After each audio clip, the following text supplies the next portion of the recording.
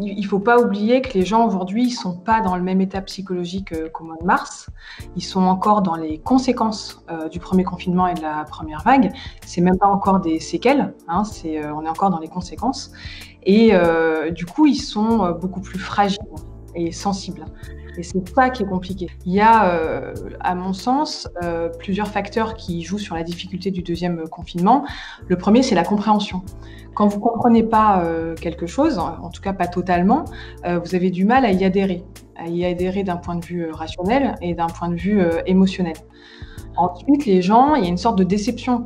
Globalement, les Français, enfin même voilà, dans le monde entier, les gens, ils ont joué le jeu, mais ils ont fait les efforts nécessaires, ils ont fait les choses à fond dans le respect des règles, des mesures, etc., qui ont été mises en place.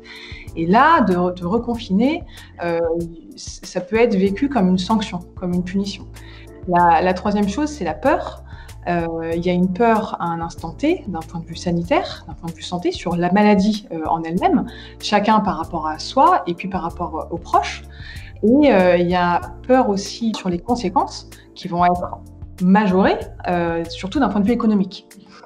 Donc quand vous avez une compréhension qui est altérée et qui n'est pas totale de la déception et de la peur, ça entraîne de la colère. Et la colère et de la révolte, ça entraîne quoi? Ça entraîne de la division à l'échelle individuelle et à l'échelle collective. Et c'est ça qui, je pense, est un facteur beaucoup plus inquiétant pour ce deuxième confinement que sur le premier.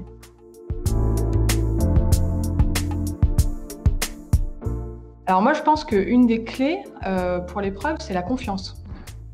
La confiance de la justification en fait de ces décisions, de ces mesures qui vont être mises en place, la confiance envers les personnes qui les mettent en place, et c'est là qu'on a un problème, hein, parce qu'aujourd'hui cette confiance envers les dirigeants de l'État, elle n'est pas optimale, loin de là. Et pour qu'il y ait de la confiance, il faut qu'il y ait de la transparence. Les gens, ils ont besoin d'avoir des informations qui soient réelles. Même nous, en tant que médecins sur le terrain, on n'a pas toutes les informations pour pouvoir prendre du recul sur la situation. Il faut que les gens ils puissent avoir une vision à la fois précise mais globale de la situation pour comprendre et pour pouvoir adhérer à ce qui va être mis en place dans un climat de confiance sur la gestion des conséquences qui vont être, encore une fois, majorées suite à ce deuxième confinement.